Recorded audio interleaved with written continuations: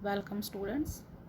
Myself Neeru Gupta, Associate Professor, Department of Chemistry, Government MS College, Bikaner. Students, कुछ gap के बाद आज हम फिर मिल रहे हैं और हम बीएससी पार्ट फर्स्ट के फर्स्ट पेपर की फोर्थ यूनिट जो पढ़ रहे हैं एस ब्लॉक एलिमेंट्स, जबकि फोर्थ यूनिट का चैप्टर फर्स्ट है। आज हम बात करेंगे हमारे अगले टॉपिक पर और हमारा टॉपिक रहेगा आज properties of alkaline earth metals, यानी क्षारीय मृदा धातुओं के गुण। क्षारीय मृदा धातुओं के बारे में हम एक इंट्रोडक्शन अपने पहले लेक्चर में ले चुके हैं और आज हम उनकी प्रॉपर्टीज़ को कंसीडर करेंगे। प्रॉपर्टीज़ में हम फिज़िकल और केमिकल दोनों तरह की प्रॉपर्टीज़ की बात करेंगे। पहले हम स्टार्ट करते हैं फिज़िकल प्रॉपर्टीज़ यानी कि भौतिक गुण। सबसे पहला एटॉमिक साइज़ यानी कि परमाणुवीय आकार। इन तत्वों का आकार यदि हम क्षारीय धातुओं के साथ कंपेयर करें तो छोटा होता है और ग्रुप में ऊपर से नीचे जाने पर, एक वर्ग में ऊपर से नीचे जाने पर ये बढ़ता है। तो इनके जो आकार का ऑर्डर है वो क्या है? बेरिलियम सबसे छोटा है, देन मैग्नीशियम, फिर कैल्शियम, स्ट्रोंशियम और बेरियम का आकार सबसे बड़ा होता है। ऑक्सीडेशन स्टेट या ऑक्सीकरण अवस्था हम अगर इनकी देखें तो ये +2 ऑक्सीकरण अवस्था शो करते हैं।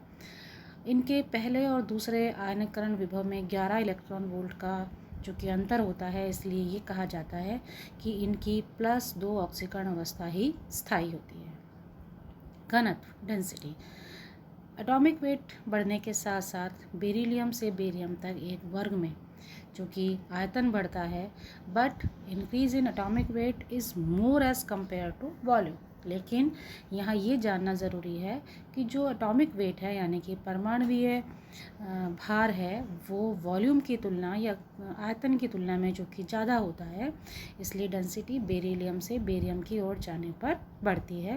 लेकिन यहाँ एक अपवाद है, वो ये कि मैग्नीशियम की डेंसिटी या मैग्नीशियम का घनत्व कैल्शियम की तुलना में ज़्यादा होता है। Tendency of forming ionic bond यानी कि आयनिक बंध बनाने की प्रवृत्ति। चूँकि इन तत्वों के बाह्यतम कोश में 2 इलेक्ट्रॉन्स होते हैं, इसलिए ये दोनों इलेक्ट्रॉन डोनेट करके आयनिक बंध या आयनिक यौगिक बनाते हैं। एग्जाम्पल के तौर पे हम देखें तो बेरियम क्लोराइड है, कैल्शियम क्लोराइड, मैग्नीशियम क्लोराइड। लेकिन बेरिलियम और मैग्नीशियम का आकार छोटा होने के कारण ये कोवलेंट कैरेक्टर या सहसंयोजी गुण भी प्रदर्शित करते हैं। अगले गुण जिसके बारे में हम बात करेंगे वो है मानक इलेक्ट्रोड विभव। इन तत्वों का आकार क्षारीय धातुओं की तुलना में छोटा होता है, इसलिए इनका आयनीकरण विभव ज़्यादा होता है। अगर हम इनको क्षारीय धातुओं से तुलना करें तो हम ये कह सकते हैं कि इनमें इलेक्ट्रॉन के डोनेट करने की, इलेक्ट्रॉन दान करने की प्रवृत्ति क्षारीय धातुओं की तुलना में थोड़ी कम होती है। इनके मानक इलेक्ट्रोड विभव का मान भी कम होते हैं एल्कली धातुओं की तुलना में, और ग्रुप में ऊपर से नीचे जाने पर ये बढ़ते जाते हैं क्योंकि इनका आकार बढ़ता जाता है। अब रंगहीन और डायमैग्नेटिक यानी कि प्रतिचुंबकीय आयन ये बनाते हैं। इनका ये द्विधनावेशित होते हैं। इनके जो डाई पॉजिटिव आयन्स हैं वो 2 इलेक्ट्रॉन खोकर नोबल गैस का विन्यास प्राप्त कर लेते हैं, इसलिए ये कलरलेस होते हैं क्योंकि इनमें सभी इलेक्ट्रॉन्स पेयर्ड होते हैं। और इनके डायमैग्नेटिक प्रॉपर्टी का एक और यही कारण है कि इनके सभी इलेक्ट्रॉन्स युग्मित होते हैं और ये रंगहीन कंपाउंड होते हैं। फॉर एग्जांपल अगर हम देखें बेरियम क्लोराइड, कैल्शियम क्लोराइड या कैल्शियम कार्बोनेट, बेरियम सल्फेट, ये सभी रंगहीन पदार्थ हैं। ज्वाला परीक्षण देखने पर हम पाते हैं कि बेरिलियम और मैग्नीशियम का आकार चूँकि बहुत छोटा होता है और इनके इलेक्ट्रॉन इनके नाभिक से बहुत स्ट्रांगली बॉन्डेड होते हैं, इसलिए ये इलेक्ट्रॉन ऊर्जा लेकर हाई एनर्जी लेवल पे नहीं जाते। इसलिए हम ये कहेंगे कि बेरिलियम और मैग्नीशियम फ्लेम में या ज्वाला में कोई कलर प्रदान नहीं करते। इनकी जलयोजन ऊर्जा के बारे में जब हम बात करें तो हम ये देखते हैं कि इनकी हाइड्रेशन एनर्जी का मान, क्योंकि ये डाई पॉजिटिव आयन्स हैं, वो एल्कली मेटल्स यानी कि क्षारीय धातुओं की तुलना में ज़्यादा होता है क्योंकि इनका आकार छोटा होता है और आवेश ज़्यादा होता है। हाइड्रेशन एनर्जी या जलयोजन ऊर्जा का मान ग्रुप में नीचे जाने पर घटता जाता है क्योंकि आयन का आकार बढ़ता जाता है। रिएक्टिविटी या क्रियाशीलता भी इनके साइज़ पर निर्भर करती है। इनका आकार क्षारीय धातुओं की तुलना में छोटा होने के कारण ये लेस रिएक्टिव होते हैं और इनकी रिएक्टिविटी बेरिलियम से बेरियम तक जाने पर बढ़ती है, क्योंकि धातु का आकार भी बढ़ता जाता है। इसके कुछ एग्जाम्पल्स हम यहाँ देख सकते हैं कि बेरिलियम पानी के साथ, गर्म पानी के साथ कोई अभिक्रिया नहीं करता। मैग्नीशियम गर्म पानी के साथ अभिक्रिया कर लेता है, जबकि बाकी तीनों तत्व कैल्शियम, स्ट्रोंशियम और बेरियम ठंडे पानी के साथ भी रिएक्ट कर लेते हैं। सभी धातु ऑक्सीजन के साथ एमओ टाइप के ऑक्साइड्स बनाते हैं, लेकिन इनका आयनीकरण विभव कम होने के कारण उनकी रिएक्टिविटी कैल्शियम, स्ट्रोंशियम और बेरियम की जब बढ़ती है तो इनके परऑक्साइड्स भी कम ताप पर बनाए जा सकते हैं। बेरिलियम और मैग्नीशियम के लेस रिएक्टिव होने के कारण उनका हाई आयनाइजेशन पोटेंशियल यानी कि उच्च ऑक्सीकरण विभव का मान होना भी है। इस कारण ये सिर्फ नॉर्मल ऑक्साइड्स ही बनाते हैं because of breaking O double bond O bonds. Lustrous surface या चमकदार सतह होती है इनकी।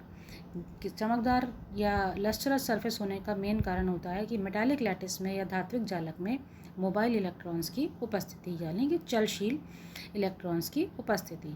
वैलेंस इलेक्ट्रॉन वाइब्रेशन के द्वारा जनरेट होते हैं और इलेक्ट्रिक फील्ड में लाइट वेव्स के रूप में हमें प्राप्त होते हैं। ये वाइब्रेटिंग इलेक्ट्रॉन्स इलेक्ट्रोमैग्नेटिक एनर्जी को एमिट करते हैं in the form of light, और इस कारण से इन धातुओं की जो सतह है वो चमकीली दिखाई देती है। ये सभी तत्व कॉम्प्लेक्स फॉर्मिंग होते हैं, यानी कि संकुल बनाते हैं। इनकी अल्कली धातुओं की तुलना में इनमें कॉम्प्लेक्स बनाने की प्रवृत्ति थोड़ी कम होती है, क्योंकि इनका आकार छोटा होता है। इनका आवेश घनत्व भी कम होता है और इनमें खाली ऑर्बिटल्स की अनुपस्थिति होने के कारण ये कॉम्प्लेक्स कम बनाते हैं। But these metal have higher tendency because of their smaller size, और ये इनकी टेंडेंसी बेरिलियम से बेरियम तक बढ़ती जाती है। अगर हम इनके धात्विक बंध या इनकी मृदुता की बात करें तो हम ये देखते हैं कि इनके आउटर मोस्ट शेल में 2 इलेक्ट्रॉन्स हैं जो कि बॉन्ड फॉर्मेशन में, बंध के निर्माण में भाग लेते हैं। इसलिए इनका मेटालिक बॉन्ड या धात्विक बंध दुर्बल होता है। लेकिन फर्स्ट ए ग्रुप यानी कि क्षारीय धातुओं की तुलना में ये थोड़ा सा ज़्यादा स्ट्रॉन्ग होता है। उनका एटॉमिक साइज़ छोटा होने के कारण फर्स्ट ए ग्रुप की तुलना में इनके धात्विक बंध की प्रबलता कुछ ज़्यादा होती है। इसलिए ये मेटल आयंस जो धात्विक बंध बनाते हैं वो फर्स्ट ए ग्रुप की तुलना में थोड़ा प्रबल होता है। ये इसीलिए कुछ हार्ड भी होते हैं, कठोर भी होते हैं फर्स्ट ए की तुलना में, और इनका हार्डनेस या इनकी कठोरता का जो ऑर्डर है वो ग्रुप में ऊपर से नीचे जाने पर घटता जाता है। इन सभी की BCC, HCP या FCC टाइप की स्ट्रक्चर होती है और पैकिंग एफिशिएंसी इनकी फर्स्ट ए ग्रुप के तत्वों की तुलना में ज़्यादा होती है।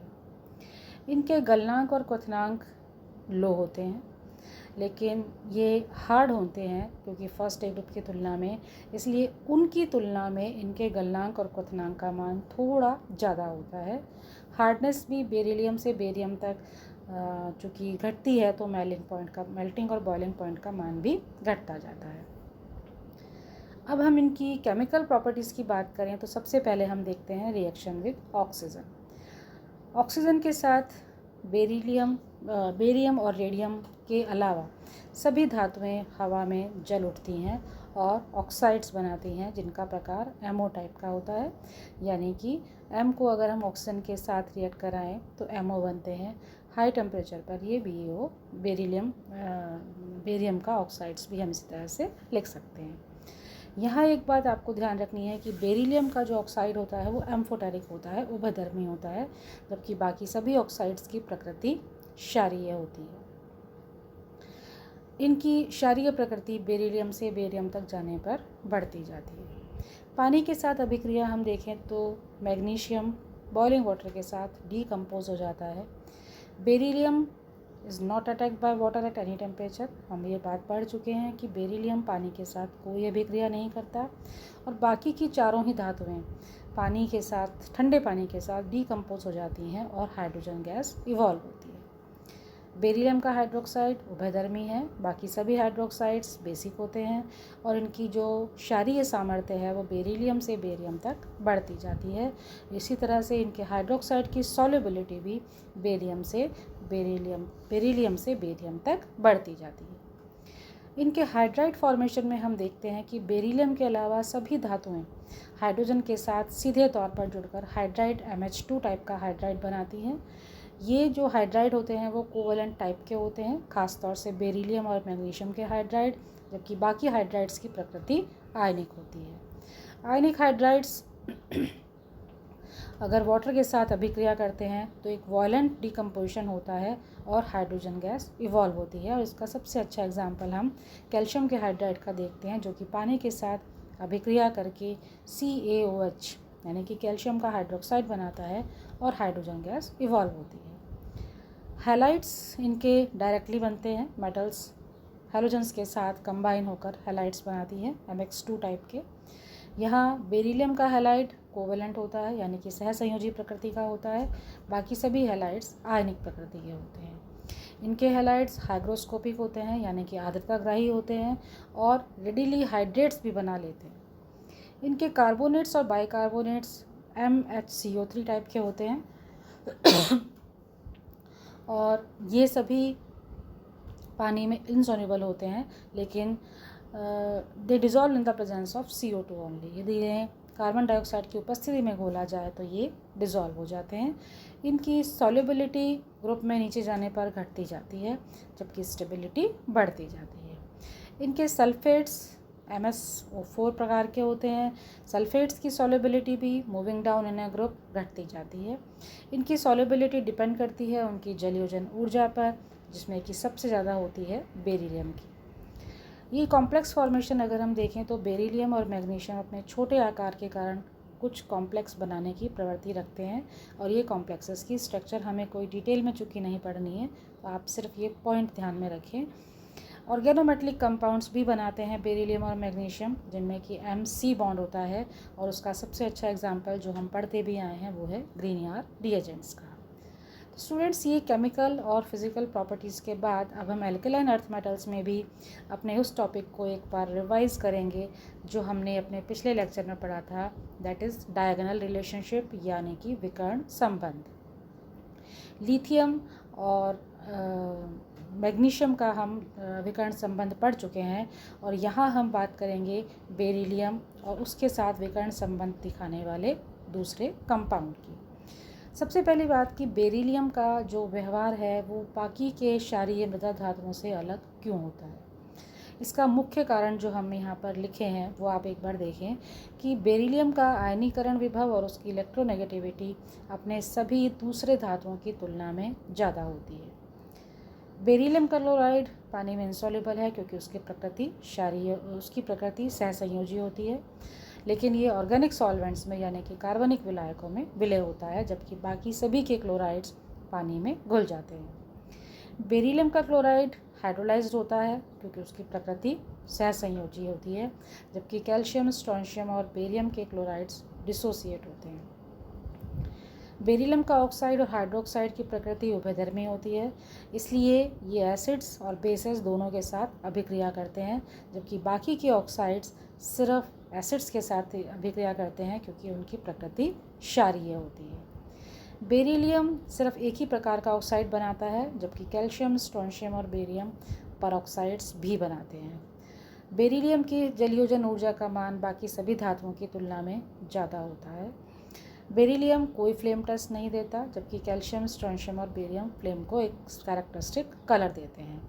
स्मॉल साइज़ के कारण बेरिलियम के कॉम्प्लेक्स कंपाउंड्स बनते हैं, जबकि कैल्शियम, स्ट्रोंशियम और बेरियम पानी में सॉल्युबल होते हैं। हाइड्राइड्स और हैलाइड्स भी बेरियम के पॉलीमराइज होते हैं। यही कारण है कि बेरिलियम अपने ग्रुप के अन्य धातुओं की तुलना में डायगोनल रिलेशनशिप प्रदर्शित करता है एल्यूमिनियम के साथ, और उसके जो 3 मुख्य कारण हैं वो इस प्रकार हैं कि बेरिलियम और एल्यूमिनियम की पोलराइजिंग पावर बहुत ज़्यादा होती है, इसीलिए इनके कंपाउंड्स कोवेलेंट या सहसंयोजी प्रकृति के होते हैं। इनके मानक ऑक्सीडेशन मानक ऑक्सीकरण विभव की मान दोनों की एक सी है और बहुत सिमिलर होती है, और दोनों ही की इलेक्ट्रोनेगेटिविटी भी सेम होती है। तो ये कुछ वजह हैं जिसकी कारण हम ये कह सकते हैं कि बेरिलियम क्षारीय मृदा धातुओं का सदस्य होने के बावजूद अपने ग्रुप के बाकी तत्वों की तुलना में एल्यूमिनियम के साथ एक समानता प्रदर्शित करता है, और जिसे हम उसके विकर्ण संबंध के आधार पर समझा सकते हैं। स्टूडेंट्स, ये हमारा जो अल्कलाइन अर्थ मेटल्स यानी कि क्षारीय मृदा धातुओं का प्रॉपर्टीज़ का टॉपिक था, ये इस पॉइंट के साथ यहाँ पर ख़त्म होता है। अब हम अगले लेक्चर में हम कुछ ऐसे कंपाउंड्स के, ऐसे एलिमेंट्स के बारे में बात करेंगे जिनका हमारा बायोलॉजिकल प्रोसेसेस में काफ़ी बड़ा योगदान है। तो अगले लेक्चर में आपसे फिर मुलाकात होगी। तब तक के लिए आप सभी का बहुत बहुत धन्यवाद।